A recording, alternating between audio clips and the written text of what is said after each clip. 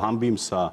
Nie, nepil som žiaden alkohol. Viete, pána Šimečku pred každou reláciou pekne oblečú, nastajlujú, naučia ho pár vied, ktoré on komunikuje dookola, že by ste najradšej Danka utopili v lyžičke vody. By najradšej Danka utopili v lyžičke vody. Najradšej by ste nás udusili, utopili. Oni by nás najradšej utopili v lyžičke vody.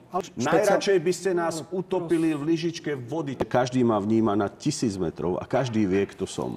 Hanbím sa ako človek, kto je vinný, nech chodí kameňom.